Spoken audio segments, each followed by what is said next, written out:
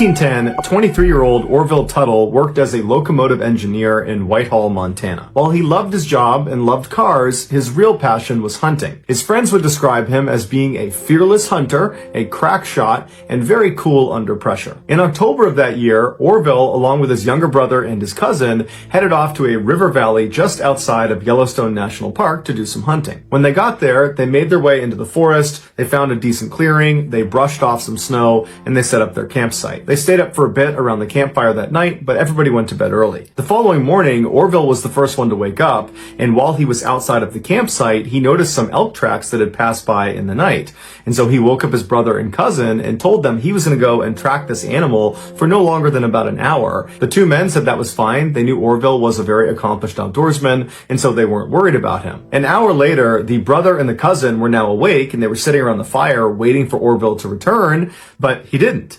The men waited another hour, and another hour, and another hour, and still Orville never showed up. And this whole time, the men are considering, should we go out and go looking for him? And every time they'd stand up to go begin their search, they'd say, you know what, I'm sure he's fine, we're overreacting, and they'd sit back down again. But by nightfall, when they still had not seen Orville or heard from him, the pair was starting to get really nervous. And so they decided they would go to bed, and Orville was bound to turn up in the middle of the night. Early the next morning, the two men got up hoping to see Orville, but he had not returned. And so the two men left the forest. They got two more family members to come back with them, and then the four of them began a search for Orville. And very quickly, they found Orville's tracks leading out of the camp, meandering their way through this very thick forest and through all the snow, all the way down to this very shallow river that at its deepest point was no higher than your ankle. Orville's tracks stopped at the edge of this river and continued for 3 miles, walking away from the campsite right alongside this river until they stopped in this little clearing in the snow where there was a very small campfire set up.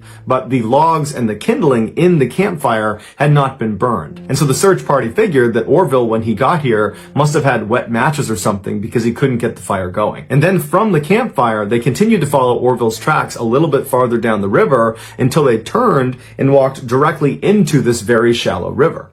And then from there, the search party looked for miles and miles and miles downstream and upstream, and they never found any tracks leaving the river, even though alongside the entire river on both sides was plenty of snow. So anybody who walked into the river and then walked out again would leave tracks. But there were no more tracks. As it started to get dark and they still had not found any sign of Orville, one of the men left the forest and contacted authorities, who launched a formal search. The sheriff's department, along with hundreds of volunteers, descended into this area where Orville got lost, and they started by searching even farther downstream and upstream of this river to see if they could find where Orville stepped out of the river, but they too couldn't find any tracks. And so for a couple of days, they searched this river and the surrounding forests, but there was just no sign of Orville. Then on the third evening of this search, one of the searchers was up in the mountains in an area that was relatively close to the last area where Orville had tracks in the snow.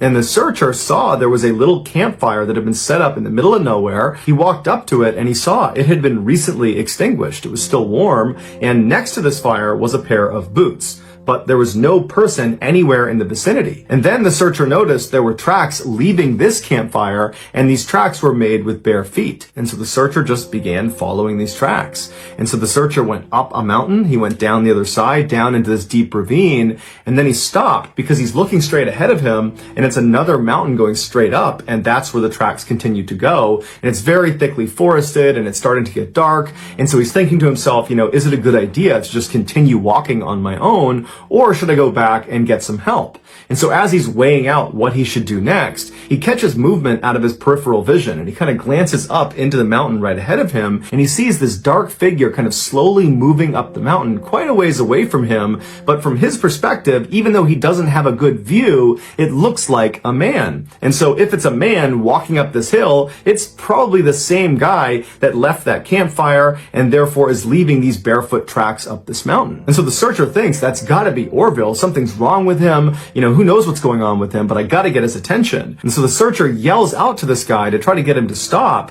But even though he was clearly in earshot, This guy just did not stop moving. He just methodically continued moving up the mountain.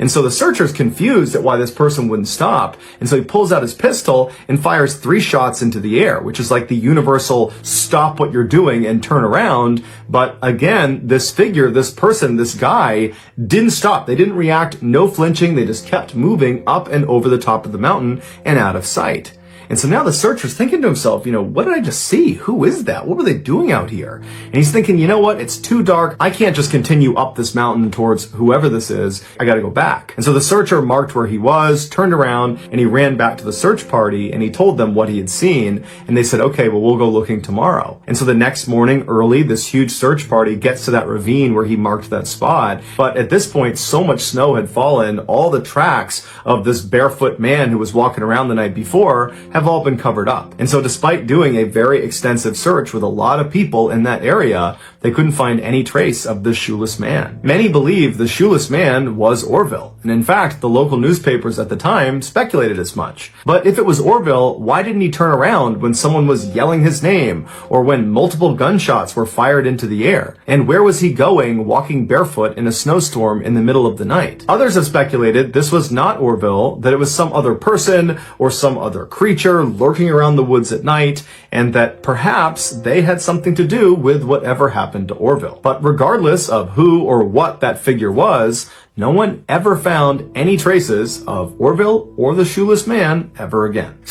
On the night of Saturday, November 13th, 2004, in a tiny city called Craig, Alaska, all the people who were attending the Chamber of Commerce banquet suddenly stood up and broke into applause for 48-year-old Lori Waterman.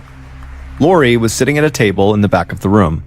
She was tall with short brown hair and her skin was very pale, but at this moment, her cheeks were flushed red with embarrassment as she looked around at all the familiar faces smiling at her. Lori knew almost all of the 1,300 residents in Craig, Alaska from her many years as a community volunteer and special education teacher's aide. And Lori definitely knew everyone at this banquet because she had helped her friend organize it. From the podium, Lori's friend told the room that she couldn't have put on this event without Lori, and that Lori was really the one person in Craig, Alaska that people could always count on if they needed help with anything. Lori stood up and smiled sheepishly and waved to all the people in the room as they continued to cheer for her.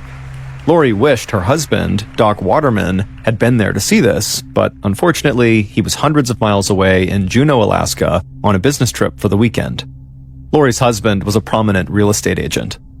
Still, Lori had the feeling that this was her lucky night. She had won the raffle for a fleece jacket earlier in the evening, and by the time the dinner wrapped up at about 10 p.m., so many people had thanked her personally for all her help through the years that she truly felt appreciated and celebrated. At the conclusion of the banquet, Lori hugged her friend who she had planned this banquet with, and then said she would see her again the next day after church. Both Lori and her friend were on a committee that helped raise money for an international Catholic event for young people. The friends hugged one more time, said goodbye, and then Lori turned around and headed for the parking lot. Lori drove her purple minivan to her peach-colored house at 604 Ocean View Drive. With its spectacular view of the bay, the 3-bedroom, 3-bath house was one of the nicest in town. But to Lori, the house always felt a bit empty whenever Doc was away. And also, this night, Lori and Doc's 16-year-old daughter, Rochelle, was also out of town at a volleyball tournament in Anchorage. So tonight, Lori was going to be all alone. As Lori headed upstairs for the night, she walked past Rochelle's bedroom and thought about the fight they had had right before Rochelle left town with her volleyball team. Lori had seen the all-black outfits that her daughter was packing for this trip and asked Rochelle why she couldn't bring something a bit more cheery. Lori was not a big fan of the goth stylings that Rochelle had adopted over the last year, but Lori's daughter just rolled her eyes at her mother as soon as she began talking about her outfit. Then Lori also told her daughter that she didn't really like the shaggy 20-something-year-old guys that Rochelle had been hanging out with recently. They seemed polite, but Lori felt like they were just too old for Rochelle, and they also didn't seem ambitious enough for an honor roll student like Lori's daughter. One of them even lived in his mother's basement. Rochelle had cursed at her mother when Lori had said some things about her friends, and at that point, Lori was furious and she just couldn't contain herself. Lori began complaining about all the time Rochelle spent on her computer, specifically all the time that Rochelle spent publicly embarrassing her family on the computer. Rochelle was a blogger whose blog, called My Crappy Life, often harshly criticized the people in her life and referred to their town not as Craig, Alaska, but as Hell, Alaska. This online journal really upset Lori because she wanted to give her daughter the best life possible. But the blog's title, My Crappy Life, really made Lori feel like she had failed as a mother. But perhaps what bothered Lori most about the blog was that Rochelle had made their mother-daughter friction public. Once, Rochelle had written about coming home from school and proudly telling her mother that she had scored a 92 on a Spanish test, but she had said her mom, Lori, ignored her grade completely and just told her she should go to fat camp. But that wasn't even true. Lori had told her daughter that maybe she should eat healthier, but never once mentioned fat camp. This fight they got into had ended with Rochelle theatrically throwing even more black clothing into her suitcase and Lori storming out of her room. Now, thinking back over what happened, Lori regretted the things she said and how blunt she had been. She still disliked the gloomy clothes, the two old friends, and the rude-seeming blog, but she really wished she had not offended her daughter. So, while Rochelle was off at her volleyball tournament, Lori had written her a letter, expressing how sorry she was that they had been arguing lately. Lori said that she hoped they could get back to the way things used to be when they were closer. Lori had left this note on Rochelle's nightstand, knowing she would find it when she came home, and Lori hoped it would help reset their relationship. Lori walked down the hall into her and Doc's bedroom and changed into her nightgown. She brushed her teeth and got ready for bed. As she took off her wedding band and engagement ring, she thought about Doc, wishing her husband did not have to travel so much for work. Doc was a dozen years older than Lori, and not far from retirement age. Lori had hoped that he'd start throttling down his workload, but lately it seemed that Doc had been busier than ever. But Lori couldn't help but wonder if maybe there was another reason why Doc was staying away so much. She knew her husband had a wandering eye. People had made innuendos to her about that before. Lori tried not to listen to the gossip. She knew Doc could be a flirt, but she was sure he would never actually cheat on her. Still, on this night, when Lori was already feeling insecure about her relationship with her daughter, the rumors about her husband's supposed affair really nagged at her. Lori slipped into bed around 11 p.m. She grabbed the TV remote from the bedside table and turned on the TV. She didn't mind a little solitude, but she had been on her own for a few days now, and she couldn't wait for her husband and daughter to come home the next day. After a few minutes of TV channel surfing, Lori turned out the lights and drifted off to sleep. At 3:30 p.m. the next day, which was a Sunday, Doc Waterman and his daughter Rochelle drove towards their house. They had been in different cities over the weekend, but their paths had crossed at the airport, and so they headed home together. Like Lori, Doc was a highly respected figure in town.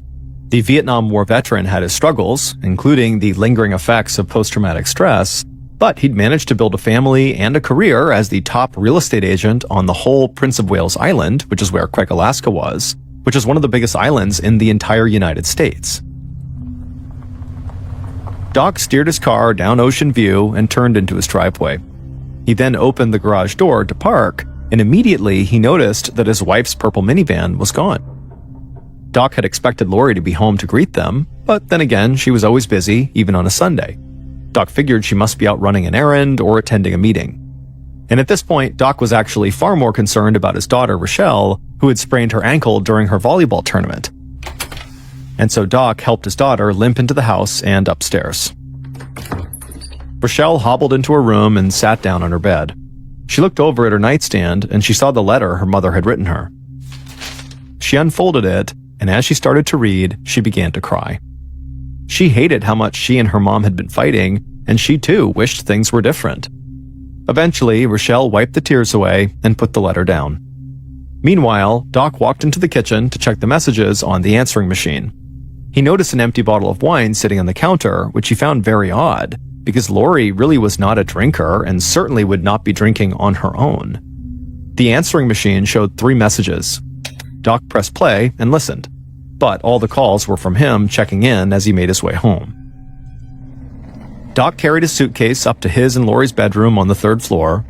Normally, he'd drop his luggage on top of the comforter and start to unpack, but the bed was unmade.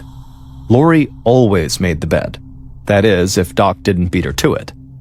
Doc also saw Lori's nightgown thrown haphazardly on the floor. He frowned. His wife of 20 years was a total neat freak. What was going on? Doc suddenly felt flush with concern and stepped into the bathroom to splash water on his face. As he turned on the faucet, he saw Lori's engagement ring and wedding ring sitting next to the sink. Now, Doc was really worried. Lori never went anywhere without those rings. Something very strange was going on. Doc couldn't tell what it was, but he had a sinking feeling that it was bad. Doc knew there were not that many places in their small town where Lori might be, and he couldn't just call her because in 2004, cell phones were still somewhat rare, and Lori didn't have one. So Doc just waited a few hours, hoping Lori would come home on her own, but by 7 p.m., when she hadn't and he hadn't heard from her, Doc felt like he had to act. He didn't want to alarm his daughter, but he told Rochelle that they needed to get in the car and drive around town and look for her mother. Doc and Rochelle drove to the building where the Chamber of Commerce banquet had been held the night before, thinking maybe they'd see Lori's purple minivan parked outside while she helped to clean up inside. But when they got there, her minivan, which anyone could spot a mile away, was nowhere to be found.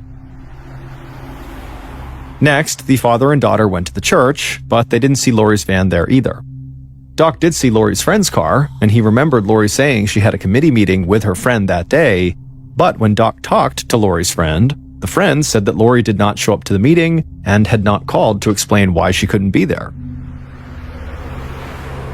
So Doc and Rochelle drove to the middle school where Lori worked, but the parking lot was empty. Despite the near freezing temperatures outside, Doc was sweating. When he and Rochelle had started their search, he was perplexed. Now he was desperate. After driving around for almost 2 hours with no sign of Lori, Doc and Rochelle didn't know what else to do. So at around 9 p.m., they went home, and the normally composed Doc tried to keep from choking up as he called the Craig police. At about the same time Doc was calling the police, Alaska State Trooper Bob Claus drove his SUV down a logging road that cut through a pine-covered mountain nearly 50 miles from Craig.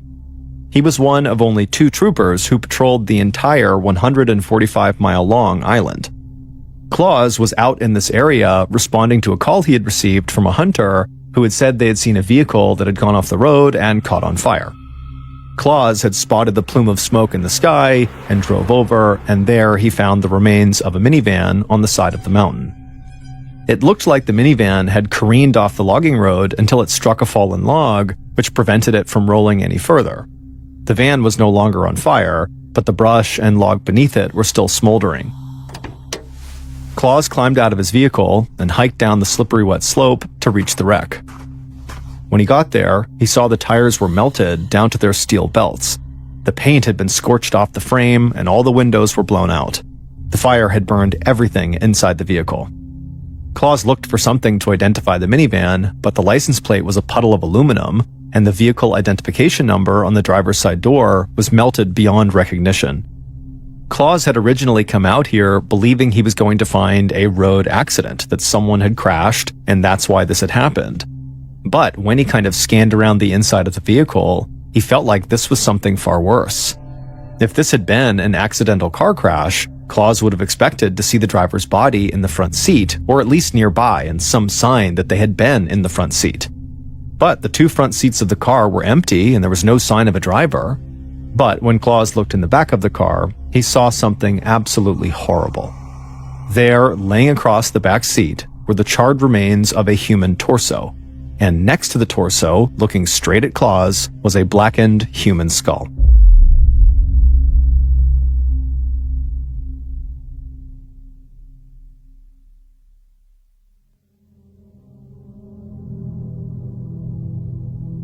Claus didn't want to move the vehicle or disturb its contents until help arrived.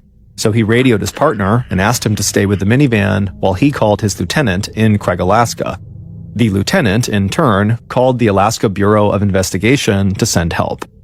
The Bureau promised to send a team, but cautioned that it would take time for help to arrive. Prince of Wales Island is located 800 miles south of Anchorage, and it has no major airports, and so the trip to the island requires 5 different planes. But finally, a day later, the small aircraft carrying state homicide investigator Randy McFerrin, a state fire investigator, and a crime scene technician touched down at a local airstrip. Right away, the investigators drove out to meet the state troopers on that logging road overlooking the crash site. And when they got there, McFerrin peered down at the wreck, while the fire investigator immediately began taking pictures from the seat next to him. McFerrin, a former Army infantry officer, was an experienced investigator who had led 8 homicide investigations by himself. McFerrin got out of the vehicle and shook hands with Trooper Bob Claus. Claus was relieved to see heavy hitters from Anchorage on the scene. Claus had handled all kinds of cases over his career, but this case seemed far more complex than his 2-man station could handle. Claus told McFerrin that they had received a missing person report the night before from the husband of a woman from Craig, a community activist named Lori Waterman. As he said Lori's name, Claus grimaced because he knew Lori really well.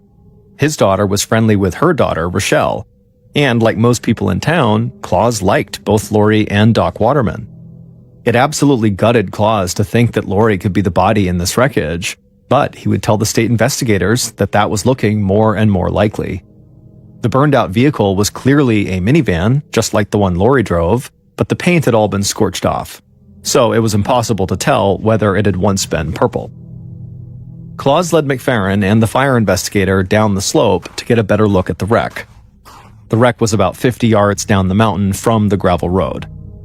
When they got down to it, McFerrin peered inside at the charred human remains in the back seat. The clothes had burned off completely, and the fire had reduced the lower portion of their legs and the lower portion of the victim's arms to ash, making it truly impossible to tell whether the body was a man or a woman. But right away, the fire investigator could see telltale blistering in the back seat that suggested that an accelerant had caused the fire to burn very hot and fast. In other words, it looked like someone had set this fire on purpose. And adding credibility to that theory, the investigators couldn't find any skid marks on the road, suggesting the driver of this vehicle had never tried to stop, and when people are about to crash, they hit the brakes and they skid, but in this case, there was none of that. McFerrin sighed and looked over at Claus and said, whoever was in this car was murdered. He figured the fire was an attempt to destroy evidence. And whoever had set the fire had very nearly succeeded, because the human remains that crime scene technicians removed from the van weighed just 33 pounds. The rest of that body was just gone. McFerrin ordered the technicians to put all of the human remains into an evidence bag and ship it to Anchorage for an autopsy. Claus arranged for a tow truck to take the wrecked minivan to a nearby garage for further analysis. But as they moved the vehicle, McFerrin found the metal tag from the dashboard that had melted off during the fire, and amazingly, he could still read the minivan's identification number on this tag. And so within minutes, investigators knew exactly who owned this wrecked minivan.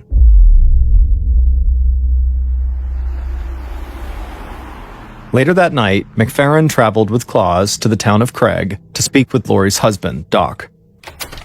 Rochelle was home too, along with her friend, Jason Arant.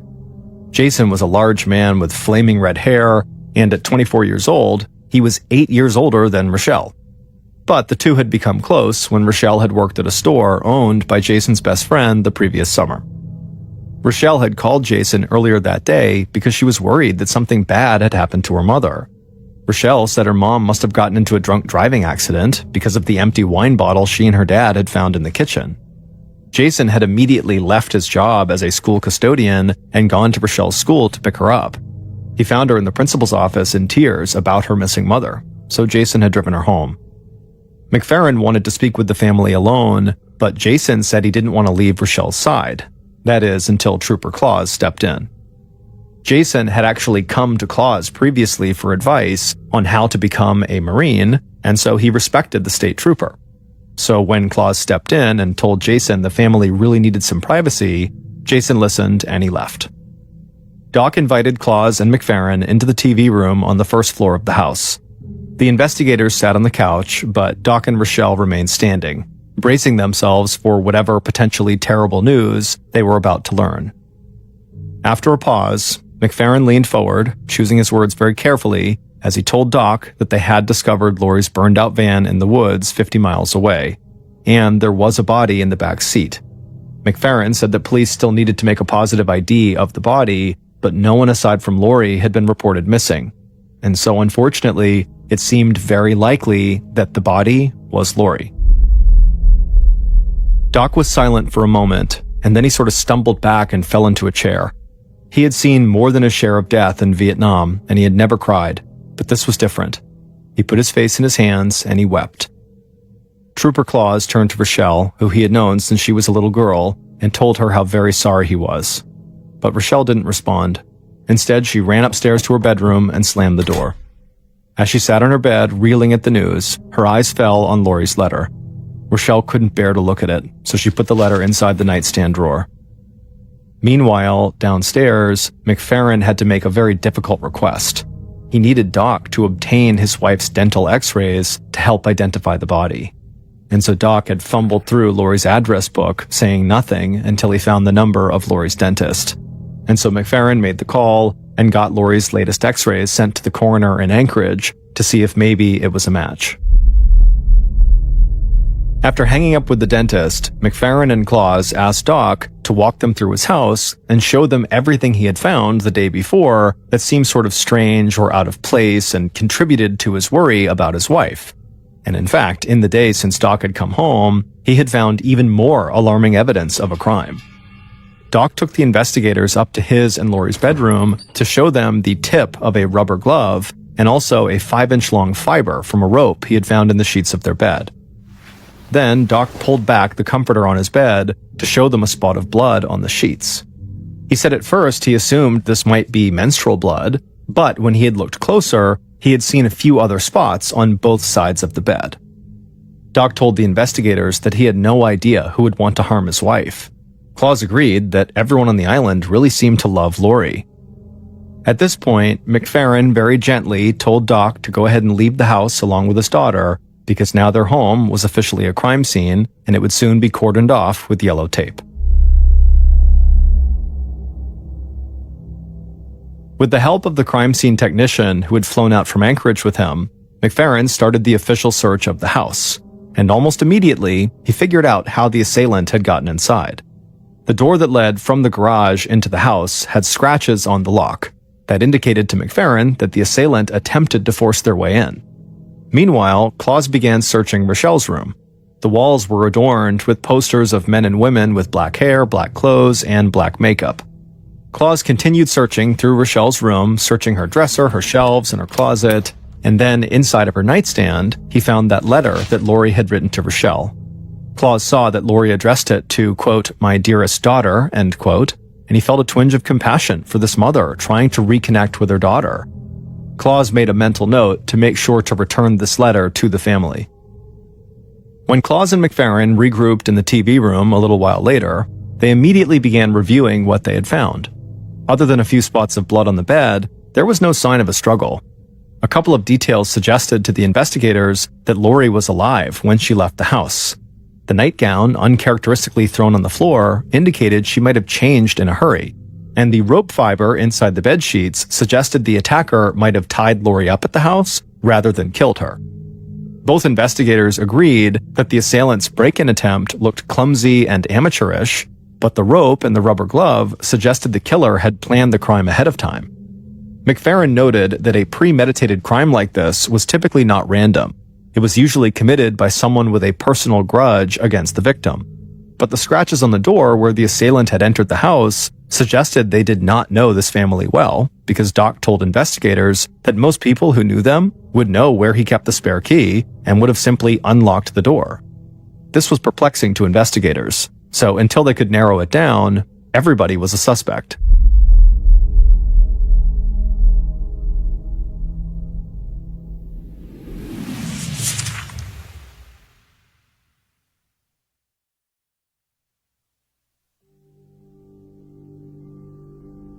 Statistically, the most likely person to have murdered Lori was her own husband. So McFerrin started with Doc. Claus had told McFerrin about the rumors that circulated around town that Doc was having an affair. That was a big red flag. A cheating spouse could have all sorts of reasons to want their partner dead. Doc denied having an affair. He knew what people said about him, and he admitted that he could be flirtatious, plus he was away from home a lot. Small-town rumors really didn't need much more fuel than that. But even if he had been having an affair, it didn't matter. He had a rock-solid alibi. He was over 200 miles away in Juneau at the time of the murder. McFerrin made a mental note to look into the family's finances and phone records to see if Doc could have hired someone to kill Lori while he was away, but he suspected that was a total long shot. If Doc had been involved in planning this crime, McFerrin was pretty sure the killer would not have had such a hard time getting into the house in the first place. Surely if Doc had hired someone to murder his wife, he would have told the killer where to find the spare key. The following day, which was Tuesday, November 16th, McFerrin finally heard back from the coroner in Anchorage, and as expected, the body was Lori's. The coroner said the fire that had erupted inside of that minivan had reached 1800 degrees Fahrenheit, the same heat at which bodies are cremated, damaging the remains so badly that a proper autopsy was nearly impossible. But the coroner had been able to match Lori's dental x-rays with the teeth in the skull. However, the coroner was not able to zero in on the time of death or even how Lori had died. McFerrin looked into Doc's bank accounts and found no indication of any money transfers, cash withdrawals, or suspicious gaps in income that could suggest he was trying to hide or transfer funds. And the family's phone records were totally mundane, no unknown numbers or unusual late-night calls. McFerrin eliminated Doc as a primary suspect, and he was eager to talk further with Rochelle, hoping she might shed some light on who might want to hurt her mother. A few hours after the coroner had identified Lori's body, McFerrin picked up Rochelle at her house and drove her to the police station for an official interview. On the short drive, McFerrin tried to make Rochelle feel comfortable, telling her about his own daughter, who was just a few years older than her and in college. Rochelle's eyes were red and puffy, but she seemed to relax and talked about a trip to Germany she and a friend had been planning to take the following year. The pair eventually got to the small police station, and there, McFerrin escorted Rochelle through the small station to a small, windowless interview room. Once they sat down inside, Rochelle said she spoke to her mother just before the Chamber of Commerce dinner on Saturday night. She said her mom seemed excited about the event, and she was looking forward to Rochelle and her father coming home. Rochelle also said that her mom basically got along with everyone. In fact, Rochelle admitted that she, herself, was likely the only person who regularly butted heads with Lori. And even that was nothing major. Most of their arguments were over the way Rochelle dressed or the way she painted her nails black. McFerrin then picked up Lori's letter and read it aloud to Rochelle, and then asked her what could have inspired her mother to write it. Rochelle admitted that her mother did not like some of her friends because they were too old in her mother's eyes, and so they had argued about that. She said her mom especially disliked Jason, her friend who had been at the house when investigators had first visited, but Rochelle said her mom just didn't understand. Rochelle said that her mom was convinced that Rochelle was dating Jason, but Rochelle said she was not. He was just a good friend, nothing more. McFerrin would ask Rochelle several more questions, and he would eventually learn about her blog, which also was a point of contention in Rochelle and Lori's lives. But eventually the interview came to an end, and overall, nothing major really came out of it. However, McFerrin was interested to look more closely at Rochelle's blog. So he drove Rochelle home, and then he and Claus went back to the station, and they sat down at a computer, and they loaded up Rochelle's blog. The blog was pretty harsh. Rochelle complained about her mother a lot, even calling her nasty names like psycho bitch. But both McFerrin and Claus were fathers to girls around Rochelle's age, and they were well aware of the friction that can grow between teenage daughters and their mothers. And so nothing in Rochelle's blog struck either detective as anything more than a typical teenage girl's diary, well, except for the fact that the blog was public. And so they wondered if maybe somebody reading Rochelle's blog had become really fixated with Rochelle's conflicts with her mother. And so the investigators decided to scour Rochelle's electronic communications for any unusual or alarming messages. The next morning at the breakfast table, Claus talked to his daughter, who was good friends with Rochelle, and his daughter said the students were in complete shock that Rochelle's mother had been killed. Murders almost never happened in their tiny town, and certainly not to her friend's parents. But then Claus's daughter told him something interesting. She told him that Rochelle spent a lot of time around 3 people in particular. There was Jason, there was also Jason's friend, Brian Riddell, and there was Rochelle's ex-boyfriend, 16-year-old Ian Lendrum, so 3 guys. And apparently Rochelle and these 3 guys would all play video and fantasy role-playing games together, and Claus's daughter said that sometimes these 3 guys would just show up unannounced when she, Claus's daughter, was trying to hang out with Rochelle alone. Claus's ears pricked up at this. Rochelle had not mentioned that she had an ex-boyfriend. Claus called McFerrin and told him they needed to speak with Ian Lendrum right away.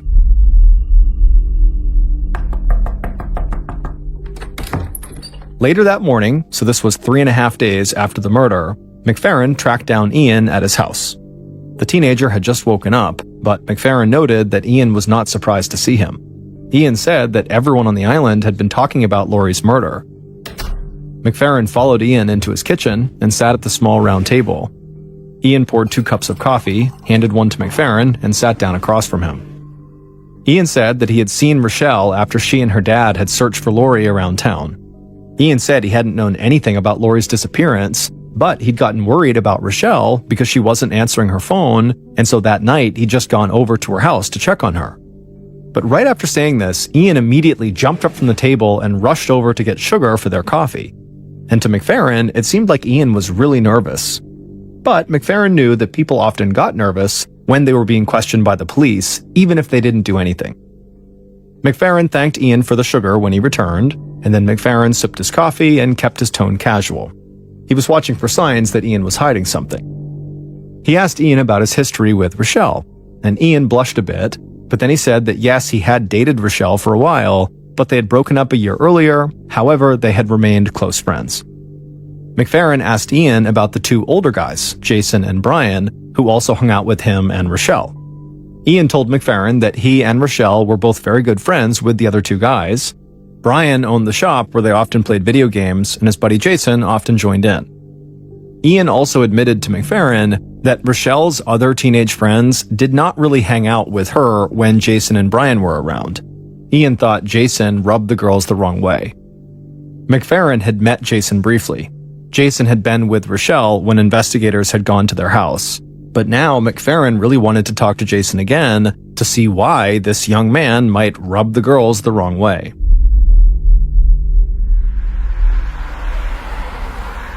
At noon the same day, McFerrin met with Jason at the Trooper Post near the high school where Jason worked. McFerrin brought Jason into an interview room and offered him some water. Jason nodded and took the bottle from him, but left it on the table unopened. Jason, a big man nicknamed Red for the color of his hair, had once dreamed of becoming a Marine, but he had washed out of boot camp, mainly because he was seriously out of shape. So Jason came back to the small town of Craig, got a job as a high school janitor, and moved into his mother's basement. He also began hanging out at his buddy Brian's computer shop. As Jason and McFerrin talked, Jason spoke slowly and very carefully. He said he had previously dated Rochelle, something Rochelle never mentioned in her discussion with McFerrin. That was pretty strange, McFerrin thought. But Jason said that their romance did not last long because it caused way too much trouble for Rochelle at home. McFerrin couldn't be sure if Jason was telling the truth about dating Rochelle or if that was just male bluster, but Jason's claim did suggest that he was well aware that Laurie disapproved of him hanging around with her daughter. And McFerrin started to wonder if maybe Jason had wanted to get rid of Laurie because she got in the way of his relationship with Rochelle. McFerrin asked Jason what he was up to on the night of the murder, and he would say that he had been with his friend Brian at his place playing video games. They'd both been drinking, so Jason said he had just crashed there overnight. Eventually the interview ended, and McFerrin let Jason go home for the day, but McFerrin still had a lot of unanswered questions about this young man. But as it would turn out, McFerrin would not have to wait very long to talk to Jason again. A few hours later, at 5:30 in the afternoon, Trooper Claus was sitting at his desk when his phone rang. Claus answered, and he heard a frantic voice on the other line. It was Jason, and Claus could barely understand what he was saying. Claus told Jason to take a breath and then asked what was going on. Jason shouted into the phone that he was at the school where he worked and he'd just been attacked by a man with a knife. Claus hung up the phone and immediately told McFerrin about the call. The two investigators raced over to the school, and when they arrived, they found Jason sitting on the bleachers by the football field.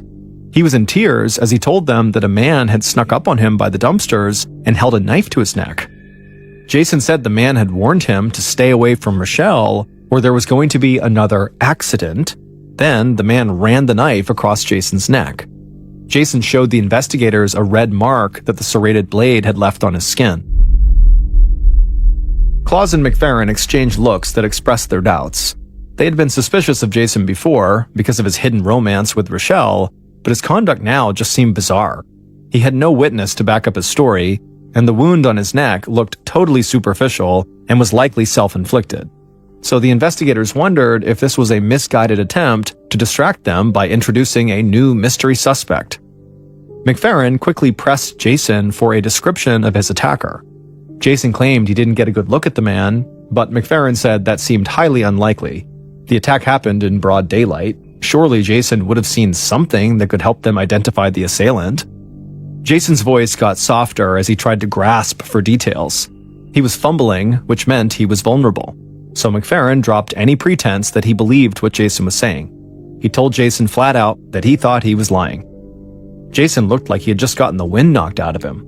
He was quiet for several seconds, then he let out a deep sigh and admitted that it was true. No one had attacked him. He had cut himself. Now, McFerrin knew he had the advantage. So he narrowed his eyes, stepped a bit closer to Jason to kind of intimidate him, and he told Jason that he thought he was also lying about another story he had told police. The one Jason had told police about what he was doing on the night Lori Waterman was killed. Jason started stuttering and said he really wasn't lying about that, but his face was flushed and he was sweating and talking in circles. The experienced investigators could see Jason's facade was starting to crumble. So McFerrin cut him off and said in a slow and certain tone that he knew Jason took part in Lori's murder. But now Jason's voice changed. He wasn't stuttering anymore. He spoke with urgency, like what he was saying was true and he needed them to believe it. He told the investigators that they really didn't understand. They did not know what Lori had done to deserve what happened to her. She was not this perfect person everyone thought she was. Then the big red-headed man looked right at McFerrin and he said he did not kill Lori, but he knew who did.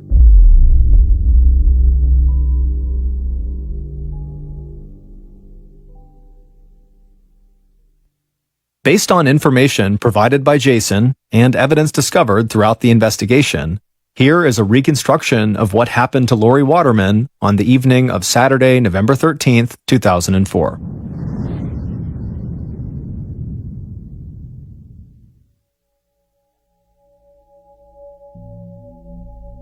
Not long after midnight, the killer stared at himself in the bathroom mirror.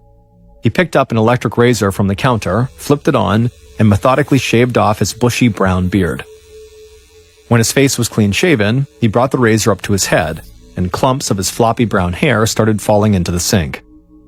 He knew from TV crime shows that a few strands of hair could give a killer away, so he wanted to make sure none of his hairs were left behind at the crime scene, hence why he was shaving them all off.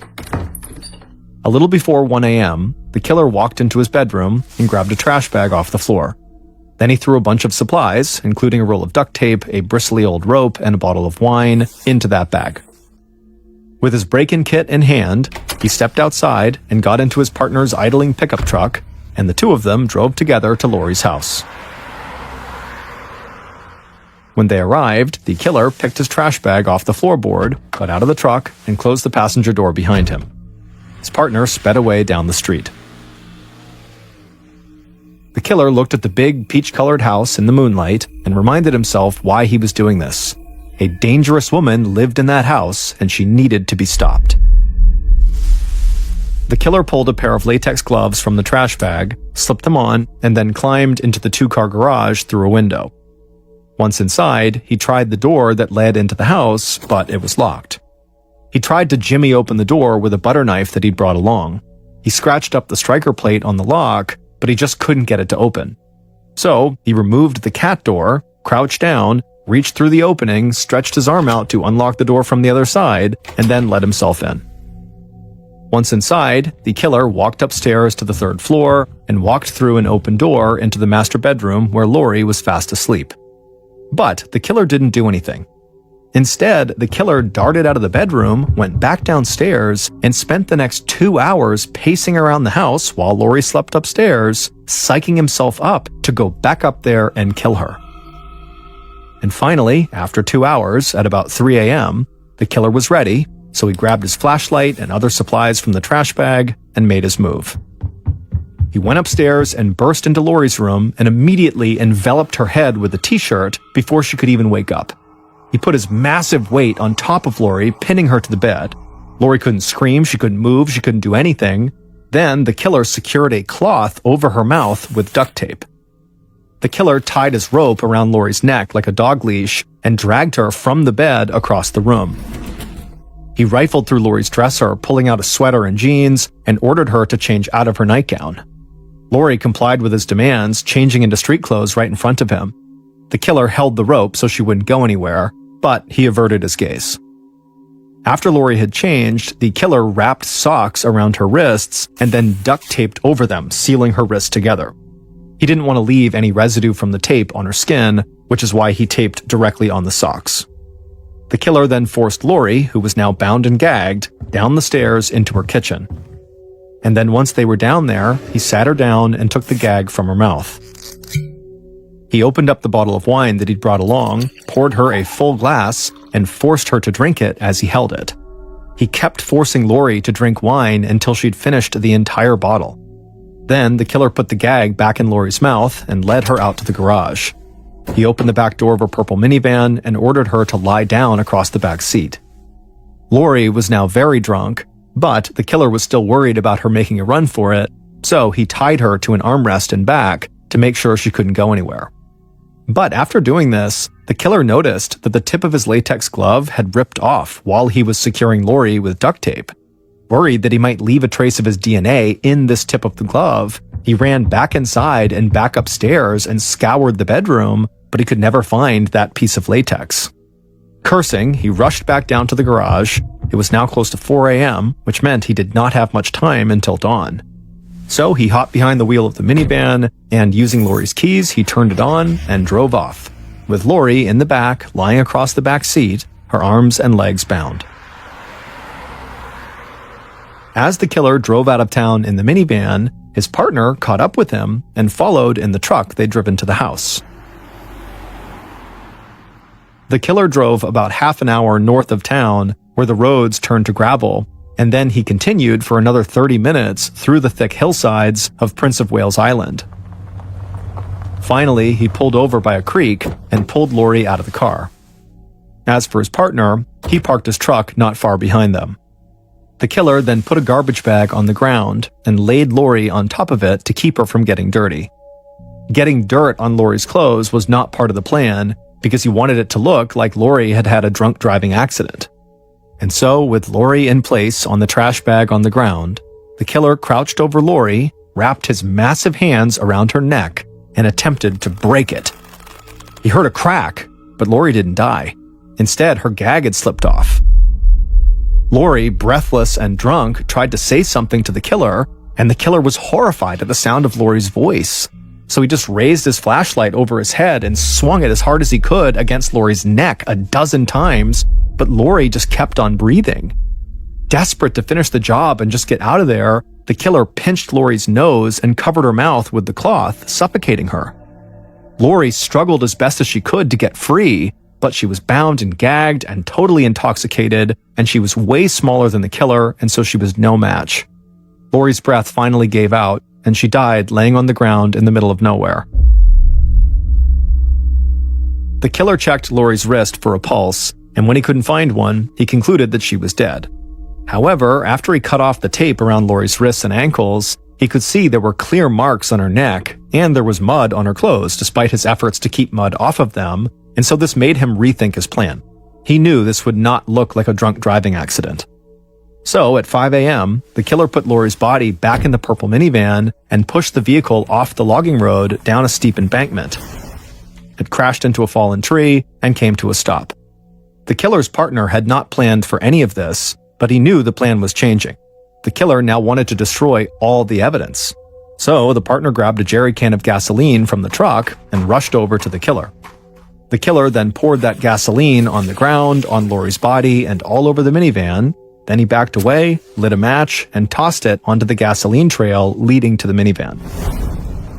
In 30 seconds, the vehicle had exploded with flames, but there was nobody around to hear it or see it except the killer and the partner. The killer and his partner ran back to the truck, and the two of them drove into town just before the sun started to rise. Once the killer got back to his place, he played some video games and tried to calm down, while his red-haired partner got ready for his janitor shift at the high school. And before he headed to work, he got a phone call from Lori's daughter, Rochelle, and she wanted to know how everything had gone earlier that morning.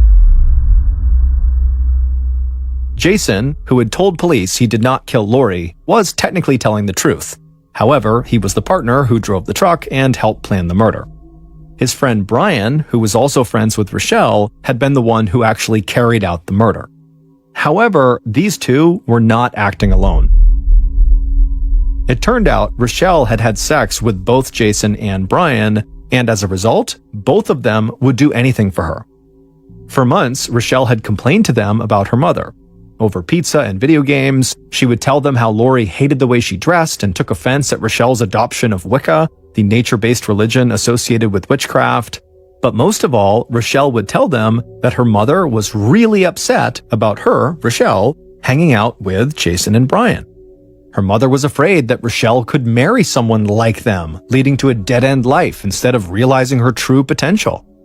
But Rochelle also critically told Jason and Brian that her mother physically abused her, slapping her and even hitting her with a baseball bat. She said her mother also threatened to sell Rochelle into prostitution. But none of Rochelle's stories of abuse were real. They were dark fantasies fueled by real-life mother-daughter friction. However, when she spoke to Jason and Brian about her mother, Lori was made out to be a real-life monster who was going to kill Rochelle unless Jason and Brian put a stop to it. So, when Rochelle told Jason and Brian that she and her father would be away the weekend of November 13th, and her mother would be home alone, they knew what they had to do. Investigators had suspected both young men, but it was Jason's bizarre claim that he had been attacked by a stranger with a knife that sealed his and Brian's fate. McFerrin and Claus knew Jason was lying about that knife attack, but they also believed he was lying when he said he did not kill Lori. And so they pressed him, and he would finally admit to helping plan the murder and to driving Brian to the scene. So, in exchange for a lesser sentence, investigators got Jason to wear a wire and record Brian talking about the murder. And sure enough, on this wiretap, investigators would hear Brian describe basically everything that happened and who played a role, and so they had enough to arrest both young men and Rochelle. Brian was found guilty of first-degree murder and sentenced to 99 years in jail. Jason pled guilty and got a 50-year sentence for his role in planning the murder. As for Rochelle, she actually pled innocent, insisting that she told Jason to stop Brian from going ahead with the plan, but either Jason never relayed the message to Brian, or Brian just ignored it. In 2011, Rochelle was found not guilty of murder, but was found guilty of criminally negligent homicide. The jury found that even though Rochelle did not take part in her mother's murder, she clearly knew what Jason and Brian were planning and did very little to stop them. Rochelle served 3 years in prison and was released in 2015. She moved to Florida, where she revived her My Crappy Life blog and continues to maintain it. One of the most insane jobs in the world is being a saturation diver for an oil and gas company. These highly specialized divers go down to extreme depths to do construction and demolition on underwater structures. The extreme pressure on their bodies from being so deep will cause some of the mixed gas they breathe to get trapped inside of their body. Now, this is harmless while it's happening, so while they're down at depth, this doesn't matter. But when they ascend, they have to do what's called decompression stops, where they basically stop in the water column at certain depths and just wait and allow these trapped gases to naturally come out of their body. Now, if they skip these decompression stops and just rush to the surface, those trapped gases will not leave their body and they will expand inside of them, causing a condition called decompression sickness, or the bends, and it can be fatal. Now, these decompression stops get longer and longer the deeper you go, and in the case of saturation divers, they'll go as deep as 2,000 feet. And for reference, in order to safely ascend from 2,000 feet, it would take you about 33 hours. And so these oil and gas companies can't afford to have their divers taking 33 hours in between dives, and so they came up with a clever workaround. They built a pressurized chamber system on board ships and oil rigs where their divers would live in between their dives. And what this did was, by keeping their divers constantly under pressure, either literally underwater or in this system, the trapped gases inside of them didn't have a chance to expand, and so their divers couldn't get the bends. The divers would live inside of this incredibly cramped chamber for weeks at a time, getting transported to and from the seafloor inside of this small pressurized sphere that's called a dive bell that could detach from the chamber without totally depressurizing the whole system. At the end of these divers' multi-week shifts, they would do one long decompression stop inside of the chamber. And then when they were done, they'd step out of the chamber and they'd be fine again. In September of 2012, a 32-year-old saturation diver named Chris Lemons was on board a dive ship in the middle of the North Sea. He, along with 11 other divers, had just started a 4-week-long saturation shift. On the 12th of that month, Chris, along with 2 other divers named Dave and Duncan, were scheduled to perform routine maintenance on an oil platform 330 feet below the surface. The North Sea is notorious for terrible weather, but this day the weather was especially bad, and they considered not doing the dive, but ultimately they decided to do it anyways. As Chris, Dave, and Duncan put on their diving equipment and climbed from their living chamber through the tunnel into the dive bell, the captain of the ship navigated directly over this oil platform and then flipped on autopilot mode, which activated dynamic positioning. Now, dive ships rely heavily on dynamic positioning, which is really just this high-tech computer that makes sure, as soon as you turn it on, that the ship does not move from a particular spot in the water. So regardless of the swells and the wind, the ship stays steady. And this is really important when you have divers in the water, because the dive bell is connected to the ship and the divers are connected to the dive bell. And so if the ship is moving all over the place, so is the dive bell, and so are the divers, making it impossible for the divers to do their job. Once the captain had the dynamic positioning up and running, the 3 divers sealed the door of the dive bell behind them, and then the dive bell was detached from the chamber and then lowered through a hole in the middle of the ship into the ocean. Once the bell got down to 330 feet, Chris opened up a hatch on the bottom of the dive bell that led directly into the water. Now, because the pressure inside the bell matches the pressure outside the bell, water does not come in through this hole. Duncan was the bellman for the night, so he would not be going out and doing any diving. He would be staying in the bell to support Dave and Chris. And so he helped them get their big helmets on and connected their umbilical to each of them. Sat divers, when they're outside of the bell, are completely reliant on their umbilical. It's this long stretch of tubes and wires that are connected directly to their suit and to their helmet, and it provides air as well as heat and electricity to their lights, and it provides radio communication up to the people on the boat. Once Chris and Dave were all set up, they slipped through the hole at the bottom of the bell, which brought them down to this little platform that was suspended right below the bell, and from there they leapt off all the way down to the sea floor. Now, sat divers will say that leap from that platform is both amazing and terrifying, because once you leave the bell, it's completely pitch black all around you, so there's no reference point of how fast you're going or even how close to the ground you are. And so it feels like you're just sinking into this endless abyss before you crash into the ground. Once Chris and Dave did hit the ground, they stood up and began walking, and they were directed by the radio in their helmet which direction they needed to go to reach this oil platform. The oil platform was 11 meters tall, and it looked like a sort of pyramid of these big steel pipes. They climbed up the side until they reached their respective working area, and then they settled in to do their job, which they expected to take about 6 hours. At first, everything was going to plan, but about an hour into the job, something went terribly wrong on the surface. The dynamic positioning computer failed. Now, the captain immediately saw it and just expected the backup computer to kick in and take over. But in a terrible turn of luck, the backup computer also failed. And so very quickly, this huge dive ship began drifting in the rough seas, dragging with it the dive bell and the divers 330 feet below.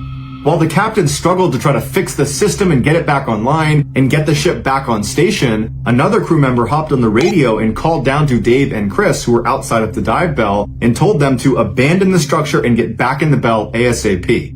And Chris and Dave could tell from the urgency in this person's voice that this was no drill, this was serious. Chris and Dave were both positioned on the south side of the structure about halfway up, and their umbilicals were running straight up the structure and then northward because the ship was drifting northward. So neither Chris nor Dave could go around the structure. They needed to go straight up before being able to climb their umbilicals back up to the bell. And so both men began climbing, but they could feel the tension on their umbilical was getting tighter and tighter, and Dave managed to get all the way to the top, and he cleared the lip, and as soon as he was on top, he started getting pulled away from the structure. And he looked to see if Chris was also getting pulled, and all he saw was Chris's umbilical, impossibly stretched, still draped over the south side, and he could not see Chris. And that's when Dave, Duncan, and all the people on the surface heard Chris come over the radio frantically saying he was stuck on the underwater structure. His umbilical had gotten wrapped around one of the pylons. And so through the radio, Chris asked Duncan to give him more slack. But Duncan said, "There is no more slack. We are completely tight here. You have to get it free." And Chris would say, "I can't unfree it. It keeps getting tighter and tighter. I can't get it off the pylon."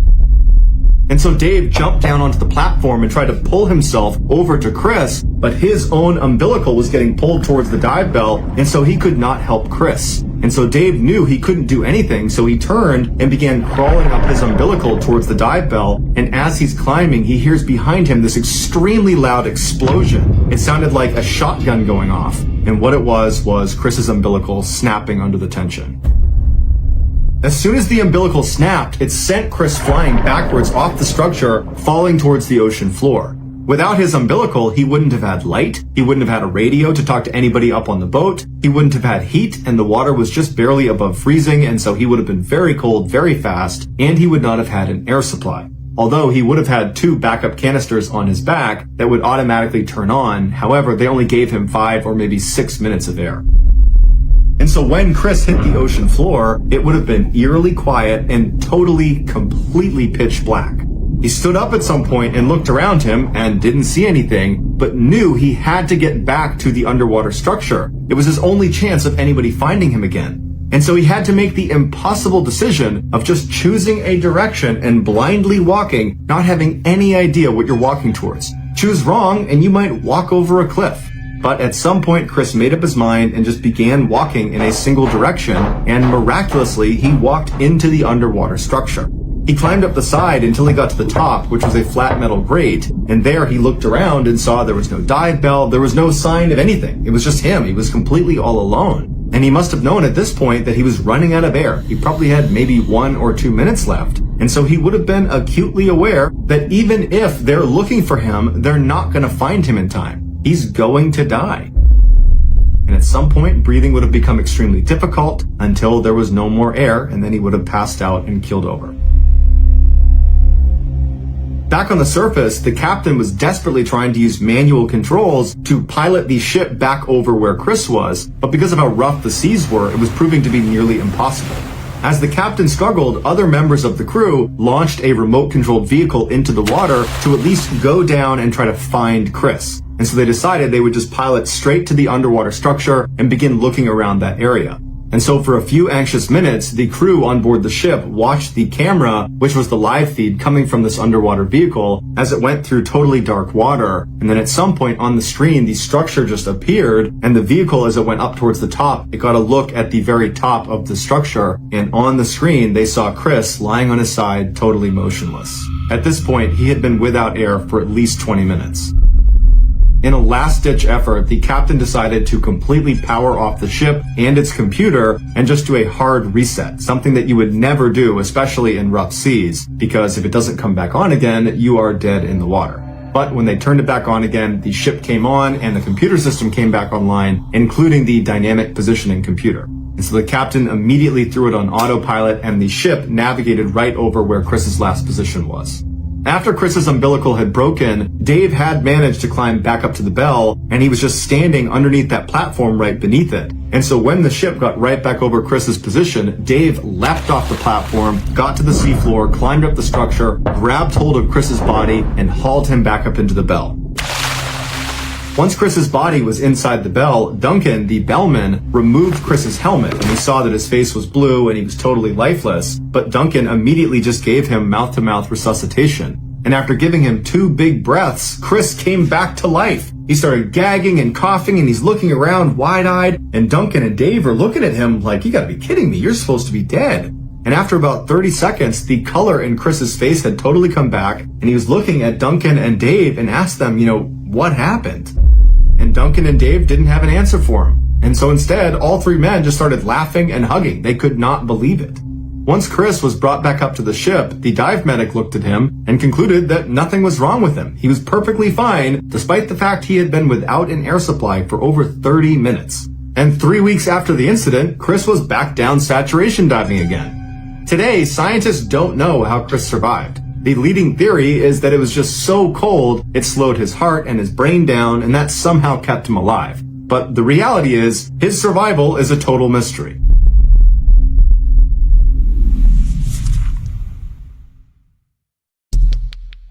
Our next and final story is called The Torn Guts.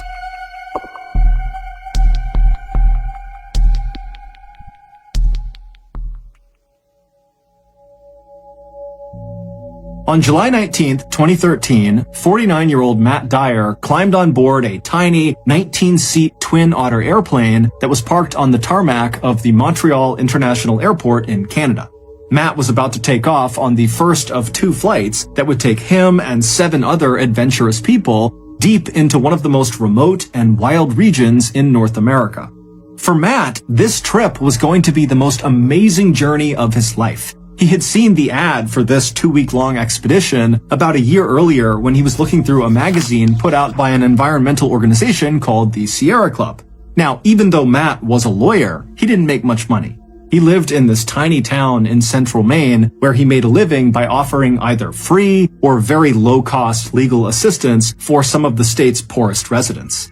But Matt was an avid outdoorsman, and when he saw the opportunity to explore one of Canada's newest national parks that was so far north it was practically in the Arctic Circle, he decided the hefty $6,000 price tag was well worth it. 2.5 hours later, after flying over 900 miles due north away from the airport in Montreal, the Twin Otter airplane that Matt and the others were riding on touched down on a narrow gravel landing strip situated between this huge forest on a mountainside and a river on the other side. After climbing off the plane with all of their equipment, Matt and the 7 others hustled their way over to this stretch of flimsy plywood buildings that lined the runway. These buildings and this entire area they were in was not a part of this new national park they were going to. This was like their staging area to prepare and get ready before catching another flight that would bring them into the park. And so Matt and the 7 other people he was with, which included the 2 trip leaders from the Sierra Club, they would stay at this temporary base camp for the next couple of days, going over their hiking routes and talking about emergency procedures and protocols. And then after those 2 days were up, the group felt like they were ready. And so the group packed up all their things and they boarded the tiny float plane out on the water that would take them to their final destination, this new Canadian national park, better known as the Torngat Mountains. 45 minutes later, the pilot of the float plane began to descend through the clouds to make their landing on a little water inlet. And as the pilot did that, Matt and the 7 others were able to look out the window and actually see the Torngat Mountains for the first time. Now, all of them had seen dozens and dozens of pictures of this area, but seeing it for the first time in person was still shocking. The area looks like an alien planet. The wilderness in and around the Torngats is not the same kind of wilderness we think of when we think about going hiking in the forest or going camping or something. No, the wilderness in the Torngats is primordial. It's like you're looking out at a place from the very beginning of time, like dinosaurs should be walking around this area. As far as Matt could see, in any direction were these huge, jagged mountains that had been carved out of the earth by glaciers hundreds of thousands of years ago. And those same glaciers had created hundreds of waterways between the mountains called fjords that almost looked like blue-veined fingers. And even from high up in the plain, Matt could look down and the water of these fjords were so clear that he could see these speckled backs of brown trout swimming beneath the surface. But while this landscape was undoubtedly spectacularly beautiful and pristine and totally incredible, it was equal parts unwelcoming to people.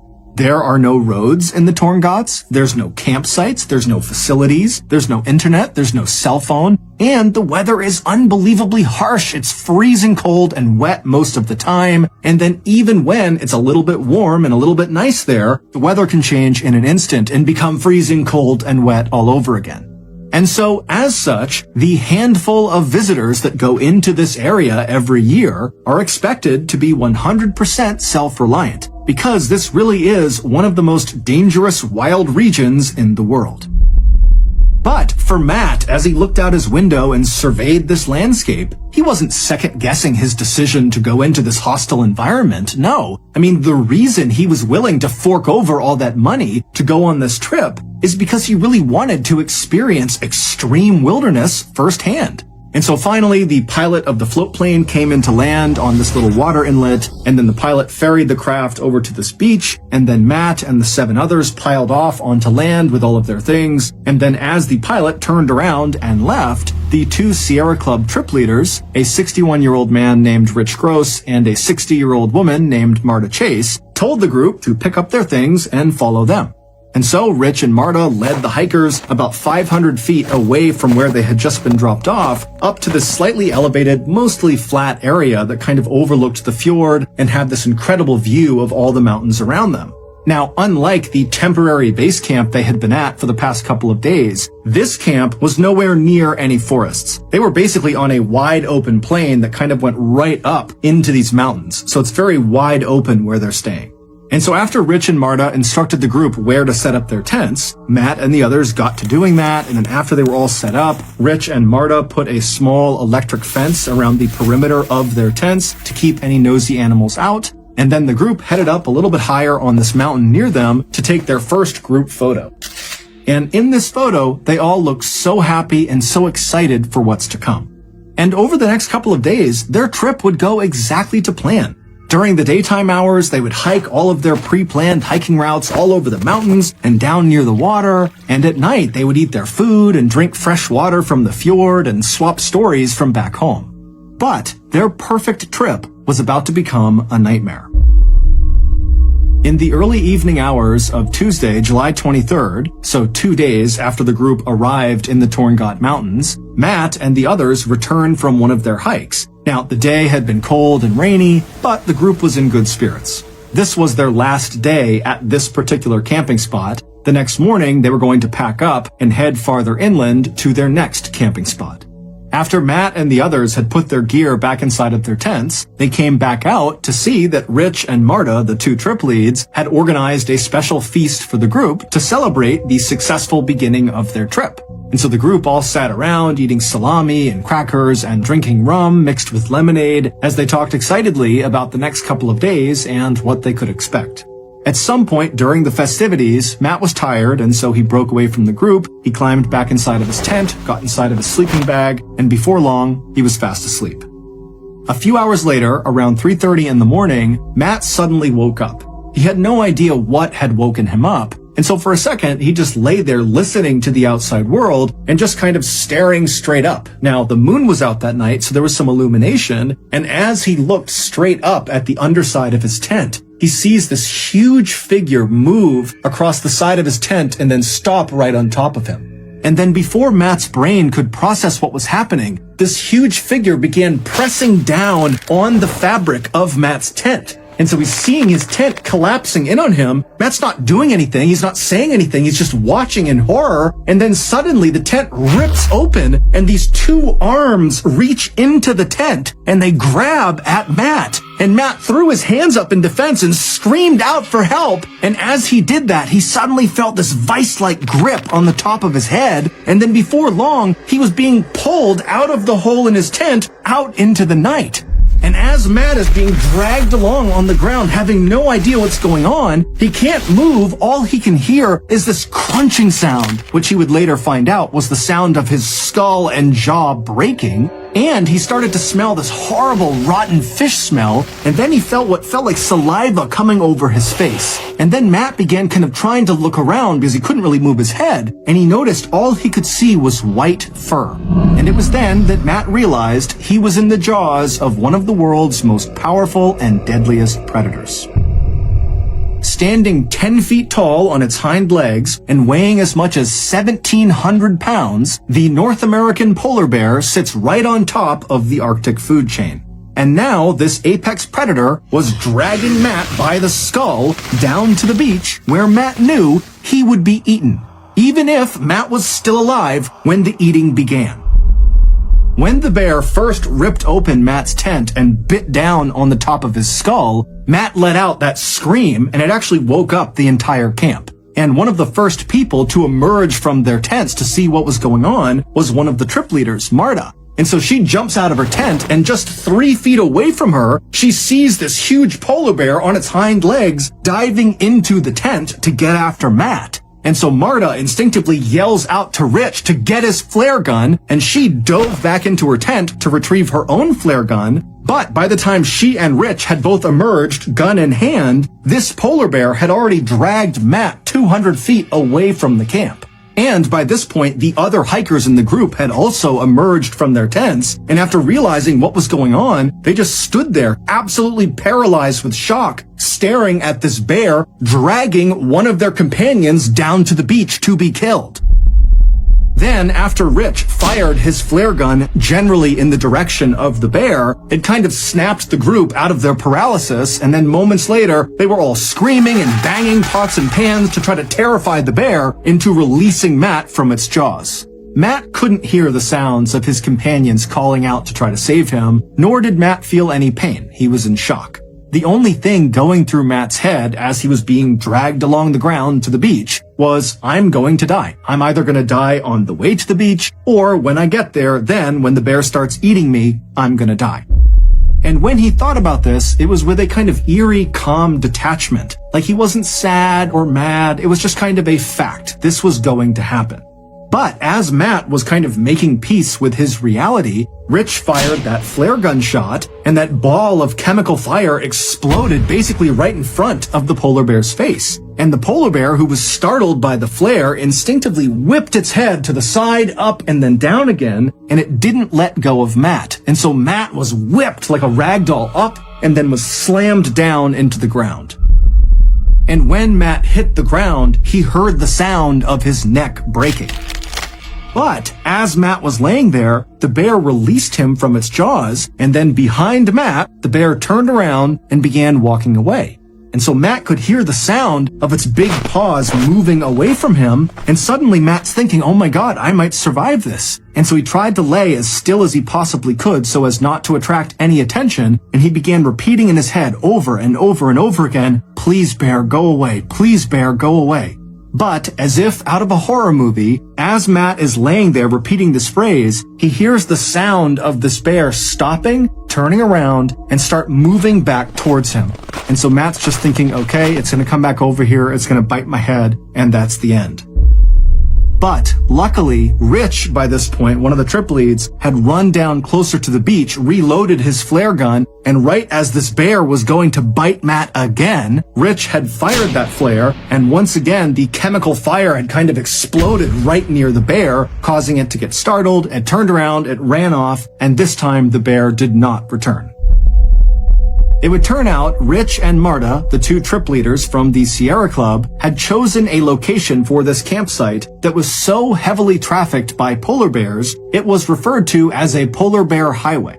When all of the hikers, which included Marta and Rich, had been given their safety brief when they were staying in those plywood structures at that base camp near the runway, well, part of the brief was whenever you make camp in the Torngots, you want to be at least a quarter mile away from water. Go way inland because the polar bears hunt and fish and walk around right along the edge of these fjords. But despite all 7 members of this Sierra Club expedition being experienced wilderness backpackers, none of them really appreciated just how dangerous it was to be camping or even hiking around in known polar bear territory. And so this is why they ultimately ignored the safety brief and set up their first camp just a couple hundred feet away from the water's edge.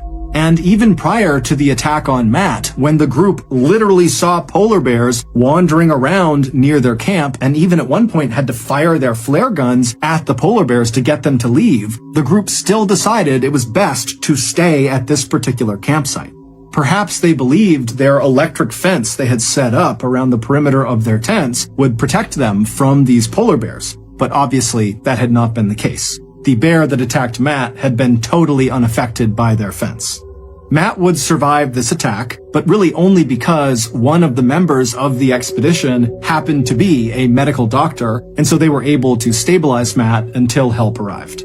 Matt's injuries were extensive. They included a broken skull, a broken jaw. He had slash marks and puncture wounds all over his head and his neck, and all of those wounds got horribly infected. And also his voice was permanently changed as well because the bear also slashed his vocal cords.